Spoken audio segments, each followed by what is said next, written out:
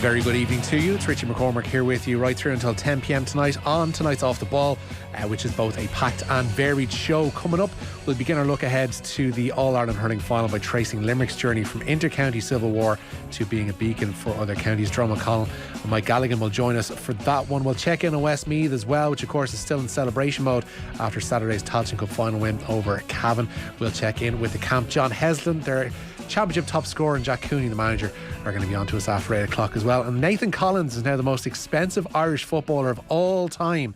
We'll track the moves of Stephen Kenny's squad so far this summer, and indeed the potential ones, with a couple of interesting moves in the mix. And with Irish amateur boxing getting on the wrong side of both Sport Ireland and the government this week, we'll ask what next for the IABA. That's coming up after 7:30 with Sean McGoldrick. In the meantime, it's Newsround time. Michael McCarthy joins me tonight. Michael. Hey Richie, how are you? Very welcome back to the studio. And Anne-Marie Donelan as well. Hi, Rich. Good evening to you. Shamrock Rovers, of course, have just kicked off in the Champions League. They're 3-0 up away to Hibernians after the first leg in Tallaght Stadium. They're playing at the Tac Ali Stadium in Malta tonight, and still scoreless after 3 minutes played. Their memories, of course, we're kind of thinking of favourite memories of Maltese football and playing in the Tac Ali and winning matches to send us to Italia 90. Halcyon days, Michael. That was all I could remember. Yeah, I don't remember the home game. Do I even actually remember the John Aldridge 2 goals in Valletta, or is it something that's just etched in my brain as an Irish football fan from history? I'm not sure. I didn't even remember that we played them in, was it the Euro 2000 qualifiers? Euro qualifiers for 2000. Yeah, I distinctly no recollection whatsoever. We found ourselves in a really bad spot in 99 away to Malta. I think defeat was a real possibility, or at least a draw. And Steve Staunton scored a free kick, I think about 15 minutes from the ends, to rescue 3 points for Mick's side. It's not there for me. And I remember so many games from that group. Yeah, I remember suffering through that one because we were particularly poor in that game. So it happens, doesn't it, with Ireland sometimes? Tends to. It's not just for those listening who might think that dodgy results are a modern thing. Oh no, like this goes back donkey's years. And this is a group that we beat Croatia at home, beat Yugoslavia at home. This was a Croatia team that just finished third in the World Cup. Drew with them away, I think, and were absolutely robbed in Belgrade. It was a 94th minute goal or something like that. This was a really good Ireland team that that drew to Macedonia and should have probably lost to Malta. It was a bizarre qualifying group all the way through. There's probably a book in that qualifying group in and of itself alone. But yeah, 53106, want to get in contact tonight via text, I was going to say via Twitter. Via Twitter is at Off the Ball. We'd be delighted to hear from you tonight, especially as we now have as a country our most expensive ever footballer. The record has been broken for the first time in 14 years because Nathan Collins has moved to Wolves, Mick. Yeah, £20 million, £20.5 million, €24 million for the Burnley defender. He surpasses the £19 million paid by Liverpool for Robbie Keane. This is huge in many respects, but it shows the progress that has been made by Nathan Collins over the last, I was going to say last 6 months. Yeah, it's happened kind of suddenly, yeah. But it's funny, when Collins was injured and at Stoke before he even moved to Burnley, there was a lot of conversation with Darragh O'Shea, Amababa Dele, and these guys coming through, and you're thinking, there's a lot of conversation about how we're set at the back for a long time here, and the amount of people that were saying, lads, Nathan Collins is coming up behind these guys and he's better than them, and that's no shade on the guys at all. This is how special Nathan Collins was, and obviously we saw it in the last, maybe third of the Premier League season last year when he got into the team. And Stephen Doyle out in the office did an awful lot of Burnley games. He was always thrown to the Wolves. He was our Burnley correspondent. He was basically living in Turf Moor for the second half of last season for the Sunday live games. I don't know why Burnley played so many Sunday games, but he was adamant that Collins was one of the best players in the Premier League. And you just don't get that kind of attention when you're playing for Burnley that people notice it. But watching the responses just under the official signing this afternoon. No, not negative. Some people don't really know too much about him. Yeah. But I'll tell you who's coming in. Ireland fans, as you would expect. Stoke fans and Burnley fans, to a man, not trolling, coming in as magnanimous. Lads, you've got a player here, look after him. That kind of tone was constant. I didn't see one person say, the usual that you're expecting, goes, glad we're rid of him. Any of that kind of nonsense. Your mugs, you paid 20 million quid for exactly. a player here. This is like you have got a player here, look after him. That's from Burnley and Stoke fans. Seems to be it's almost, we talk about this with Gavin Cooney after 9 o'clock as well, Anne-Marie. It seems to be a perfect move, and one that doesn't happen for Irish players, because like we were going through the most expensive lists, etc. And Gavin Bazuni's name jumped out as being a potential, perfect fit. Damien Duff to Chelsea seemed like a perfect fit back in the early 2000s, 2003, I think it was. But this seems like they've lost Rowan Saiz at the back. They play three at the back. They've got Conor Cody anchoring the centre. They've got Nathan Collins now to play just one side of him. This looks ready-made for him to be a success. It can only be downhill from here. Yeah, and when Burnley really needed a leader kind of in that last third of the season, it was Nathan Collins who stood up. And like they almost did enough. And you wonder if Burnley had stayed up. It came down to the very last day, didn't it? If Burnley had stayed up, would he have gotten this move? So maybe it's one of those sliding doors moments. But yeah, like Wolves, such a like clever, like business-wise, smart club. And he should fit in well in Large's system. And in terms of like Wolves aren't going to be involved in a relegation scrap unless something crazy happened in the next couple of seasons. Like he'll have ambitions now to go and play in Europe. But yeah, it does feel like a really, really good move for him. And you wonder if it would have happened if Burnley had stayed up. So maybe he's better off, yeah. And he's really surrounded by some quality players in that Wolves squad. We kind of forget the likes of like Gerard Moutinho's after signing a new one-year contract there. He's an incredible footballer. If they hold on to Ruben Neves, they have a really good midfield. Raul Jimenez is still, their top striker, and fingers crossed from his point of view, his head injury stuff is behind him. Like that's a quality. Jose Sa as a goalkeeper settled in really well last season. That is a really good spine of a side, and one where he can thrive. But Wolves haven't had a bad signing as well, like a particular capitulation in the last couple of years, so it shows the regard that they have for him as well. Yeah, it's a big move though. Yeah, it's a great move. Look, he's got ambitions. He's going to be. There's no reason to think this might not only even be a stepping stone of a 2 or 3 year, like you're in the shop window. Conor Cody's in the England team for playing with Wolves. They're perennially eighth in the league. Yeah. They're a very, very good side who get a lot of attention, beat Man City every season. Like Nathan Collins is all the attention that I said he wasn't going to get at Burnley, he's going to get at Wolves, so a great side. We did a piece, like I think just as the football show ended, like towards the, like after the end of the international window, I think one of the last things we did was a kind of a sticker twist on Irish internationals and where they would go, and obviously Collins was to the fore of that conversation, and we all talked about different clubs, and Wolves I don't think came up. I don't think anybody thought of them, and it's like you said, it's like suddenly that's like, it Wolves, that's the one. That's the one we would have picked if we had taken a proper view. And it's like, well, no, actually Wolves were the one taking the proper view and saw him for it. I'm delighted. I'm just like, it's such a great move. If you were to judge the two main defensive departures from Burnley as regards the better deal, who has gotten the better deal? Everton getting Tarkowski on a free, or Wolves paying 20 mil for Nathan Collins? You know what I think? I already was saying it to you earlier on. I personally, if I was Everton, I think that they would have been better going for the potential in Collins rather than what you get with Tarkowski, who might marginally improve them, but I think is probably limited, and we've seen him at his best at this stage. Now maybe I'm wrong on that, but the 20 million in difference I think will be made up pretty much by the signing on fee and the wages of Tarkowski. You're probably looking at not a minimal enough difference. Collins probably marginally more expensive. I think Wolves have the better player and the better deal. Yeah. Are you surprised that it took this long, Emery, for an Irish player to break our own transfer record? That it has been lingering for so long, since, 14 years or more? Like for Robbie Keane to go for 19 million, we suddenly have bumped up again to a 20 million pound player. It seems like we've been undersold for so long. Yeah, it's hard to believe it's been that long, and also when you consider not just inflation but football inflation. So Robbie was what in 2008? 19, we think. It's one of those undetermined numbers, isn't it? 19, so what is that in terms of football now? You'd be looking at around 60. 40. No, I think we're looking 60, 60, 70, For Robbie. I'd say, yeah. Yeah, in terms of what the 19 million pound player was then, it's certainly not 100 million, if you know what I mean. We're not going 5 times. I think we're probably looking around, 60. I would say there's an element of not getting too carried away here. It's like a very, very promising Irish player moves, but we're still kind of like, we've less players at the top flight than we've ever had. We've less important players on big teams than we've ever had before.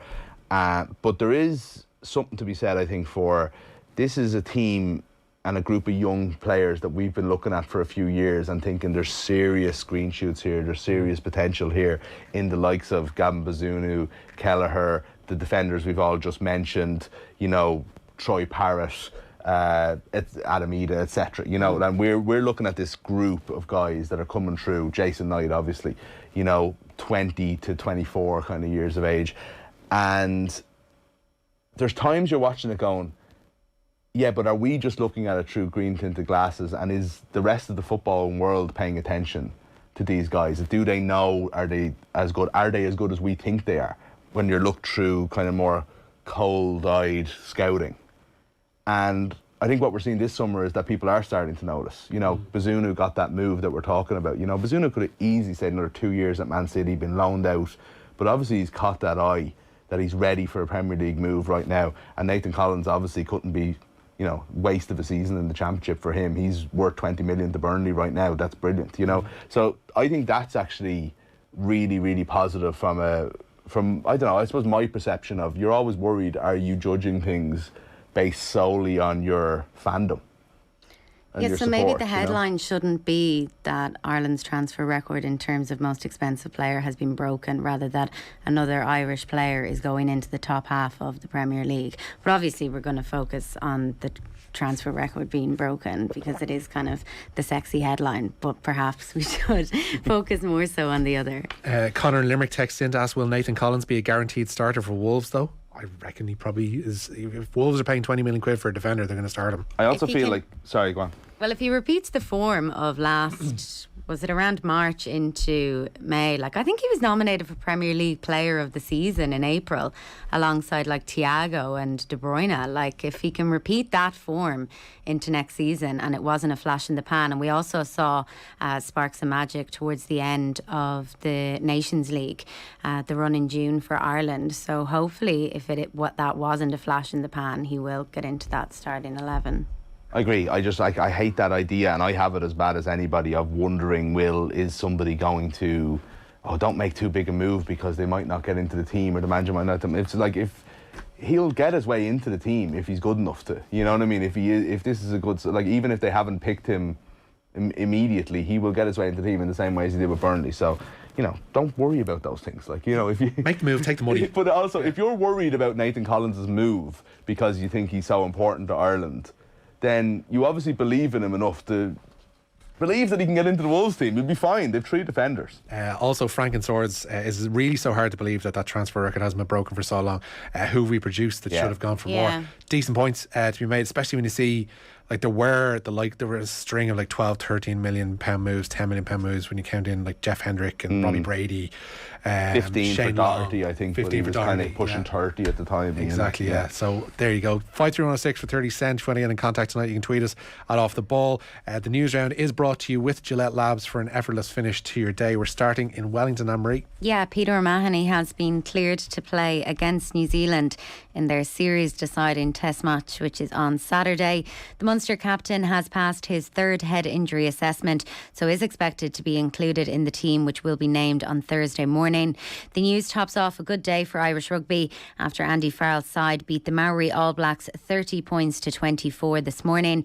Jordan Larmour scored a try in each half, while Nick Timoney and Gavin Coombs also went over the line. Kieran Frawley meanwhile kicked 10 points, and that's 2 wins from 4 now. Head coach Andy Farrell, though, says it must be remembered that the series is about development more so than results.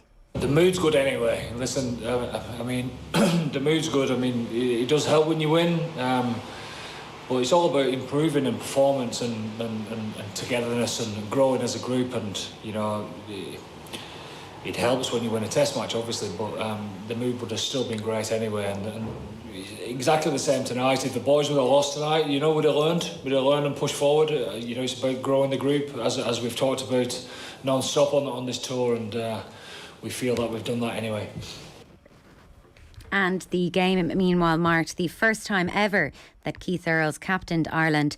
The Moiras man said afterwards that it was a special moment. It was genuinely one of my proudest moments.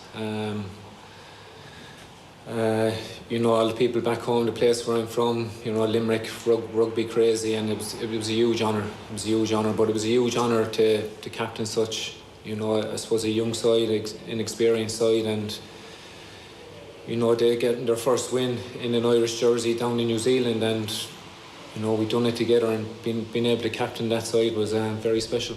Yeah, there's 5 uncapped players named in that team that started this morning. There are others who had like minimal caps to their names, like Gavin Coombs just had 2 going into that. But there certainly is a case that a bunch of those players over the course of these 2 Maori All Black games, Mick, have put their hands up for consideration. I guess we'd say going forward, and that's the best we could hope for coming out of these games. The likes of Coombs, as I mentioned, Kieran Frawley's had a decent couple of outings, and Jimmy O'Brien, I guess, to a lesser extent, but they're all putting their hands up. Yeah, absolutely. And look, I mean, they're probably not going to feature this weekend, but having been on a tour for whatever it probably was 5 weeks that they'll spend in New Zealand is going to stand to them a lot, and obviously play well today. Like they did play well today. I think what's interesting actually is we hear from Earlsy there. If Gary Ringrose doesn't make it at the weekend, I'm not sure if that's a set thing or not, but obviously he did go off injured. Bundyaki comes into the centre with Henshaw, and there's a back 5 place there, and is it Earls who scores a try in the first game and is really unlucky not to play last week? The only change, when you're a try scorer, or is it like Jordan Larmour scoring 2 tries today and kind of like coming back to a bit of life and a bit of form, what we've expected to see? And I just think that, God, isn't it great? We're going into a 3rd test in New Zealand, having conversations about what informed player to bring into the team and with a chance of winning the series.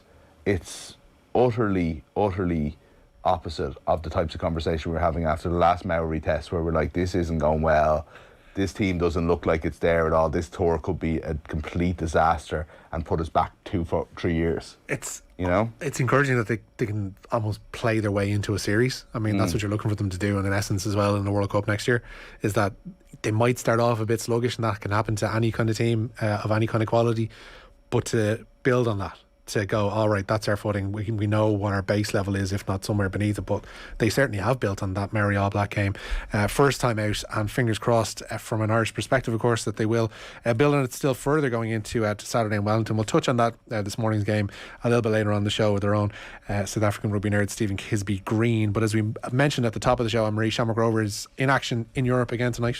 Yeah, you'll be happy to know it's still 0-0 in Malta. Why'd you say that, Happy? Why? A comeback is on here. Shamrock Rovers taking on Hibernians in the second leg of their Champions League qualifier. The Hoops did come into this, though, with a 3-0 advantage from the first leg. Stephen Bradley went with the same starting 11 that won in Tala last week. Meanwhile, at the Women's Euros, Denmark beat Finland 1-0 in Group B today. The Danes found the breakthrough in the 72nd minute to register their first win of the campaign. Germany and Spain kicks off at the Brentford Community Stadium in West London, meanwhile, at 8 o'clock tonight. Here at home, Wexford Youths have drawn to face DLR Waves in the Evoke.ie Women's FAI Cup quarter-finals today. The last 8 draw was made today, and we'll see Shelbourne take on Peamount. That's arguably the tie of the round. Elsewhere, Sligo Rovers will go to Bohemians, while Athlone Town will entertain Cork City. All of those ties will be played the week ending August the 7th. A couple more texts in, obviously, on Nathan Collins, which we'll get to in a moment, the news of that transfer. But just shows how incredible Robbie Keane was. His record wasn't broken until now. Robbie truly was top class and does not get enough credit for what he achieved. His transfer fees are 3 of the most expensive of all time. The Spurs to Liverpool obviously is the most expensive. His move to Inter Milan, which came obviously some years before that, for 13 million is the second most, his second most expensive, and then 12 million. Liverpool taking a 7 million baht inside 6 months, and Keane going back to Spurs. His cumulative is like 75 sterling. So what's that? 90? Yeah, that's a massive amount of money. Moved clubs a lot, and it was obviously like a really, really good player, and has 117 Premier League goals or whatever it is. Like, Robbie Keane was a very good player. I do feel like most of the conversation we have about him is about how underrated and unappreciated he is, though. Like, I mean, can we not just, we all know Robbie Keane was great. He has more goals than the next 5 Irish players put together or something like that. The next down is like 22 or whatever. It's nuts. Niall Quinn 22 is next, isn't it? And then Stapleton, which gave us the wonderful après match. It's like, if I had another 6 inches, it's like having an extra back. Is Robbie Keane the highest earning Irish player? Oof, that's a question. From the sign-on fees. Sign-on fees, I'd imagine so, but Roy Keane, I'd imagine, Roy, at yeah. United was probably earning a fair chunk of change throughout his career for a sustained amount of time as well. That's I an have interesting. no I'd love to idea. know Let's go on to your that, accountants. yeah. If any of the accountants are listening in tonight, 53106. But as you mentioned, Nathan Collins signing his deal at Wolves today, Emery. Yeah, he became the most expensive that's Irish the sexy footballer headline. ever. Sexy there headline. we go. His €24 million move from newly relegated Burnley to Wolves is part of a 5-year deal with the option of a further 12 months. A number of Premier League sides were believed to have been interested in the league slip man, but he's on the way to Molineux. He should fit in well at Bruno Large's side, especially their defensive system, as they lost Roman Saiz to Turkey just last month. The move means that Burnley make a profit of €9.5 million on Collins, who signed from Stoke City only last year. And as we were discussing, the Irish transfer record was €23 million. That was when Robbie Keane moved to Liverpool from Spurs back in 2008. Elsewhere in the transfer market, Republic of Ireland midfielder Jeff Hendrick has signed for Reading today. That's on a season-long loan from Newcastle. Hendrick spent the second half of last season with Queen's Park Rangers, and the move sees him return to the Championship once again. He needs minutes more than that, Mick, I guess, this season, and he'll almost certainly get that at Reading, provided he stays fit. But it's turned out that Steve Bruce has been something of an Irish midfield kingmaker, because he clearly thought a lot of Jeff Hendrick to have him at Newcastle and have him on the big contract that he had there. And Eddie Howe clearly doesn't think as much of Jeff Hendrick, is allowed to go out on loan, and they're going to swallow up a bunch of the wages that he's on there. But similarly, Jason Malumbi has come through under Bruce and performed really well at West Brom, and almost taken over from Jeff Hendrick from an Irish perspective in that last international window. So it's got to be a big start of the season from Hendrick to force his way back in for those September games. Yeah. Conor Howard as well, if you want to talk about Steve Bruce's previous club as well, was a big part of Villa's promotion. I don't know about this. I think that Hendrick needs to be playing football, and he's played very little of it in the last 12 months. He started off pretty well with QPR and then didn't really have an impact towards the end of the season. I wasn't sure if there was injuries. There was injuries there, I think, to a degree. So, look, that obviously didn't work out. I think this move needs to. You're at a point of his career now where, he obviously needs to be playing football. He needs to be playing well in the Championship if he's going to be someone that's of use to Stephen Kenny at the moment, which, as we've seen, when he's at his best and the game and the game plan suits him, he is. You know what I mean? He's been largely very good for Ireland in the last kind of 6 or so games.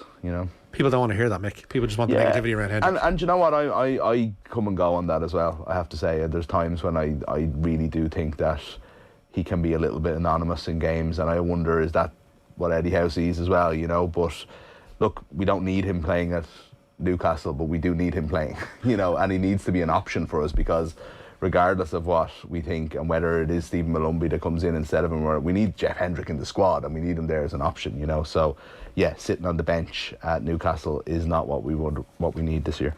Good news from Ukraine, I guess, today, Anne-Marie. Yeah, this is nice news. The Ukrainian Premier League is returning next month. Matches will be held in the country from the 23rd, which is its National Flag Day. There won't be fans at games, with stadiums equipped with shelters for any air raid sirens. Fixtures will have a military presence as well for security reasons. Shakhtar Donetsk have qualified for the Champions League group stages next season, but have not yet confirmed a home venue. And we're closing in as well on the 150th Open Championship. Lots of lovely shots doing the rounds from St Andrews over the course of the last 48 hours. Yeah, very exciting, as you can tell. Seamus Power will be the first Irishman to tee off at the 150th Open Championship, which is underway on Thursday. The Waterford man will play alongside Brooks Koepka and Cameron Smith. Elsewhere, Rory McIlroy will be out with the defending champion Colin Morikawa, as well as Xander Schauffele. 2019 winner Shane Lowry will play his opening round with Justin Thomas and Victor Hovland,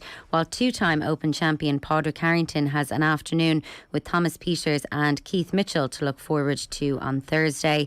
Elsewhere, Tiger Woods is obviously set to play at the tournament, his third major this year. Woods won the Open at St Andrews back in 2000 and 2005. He spoke today about the emotional connection he has with the course. During his press conference, he also touched upon the walk at the venue and how this has held him back this year on other courses. He came 47th at Augusta. That was 23 shots off winner Scotty Scheffler, and he had to withdraw after the third round of the PGA Championship at Southern Hills. He's hoping that the course, as well as other circumstances, mean this won't happen again. It's still not easy. Granted, the inclines are not steep in any way, and the declines are not steep, but it's the unevenness is still difficult on me. I have a lot of hardware in my leg, so it is what it is. It's going to be difficult. Yes, the walk is certainly a lot easier than those 2 championships that I played in before this year. I'm able to walk a lot more holes, but also then again, I've gotten a lot stronger since then. It's been more time that I got a chance to work in the weight room and get stronger and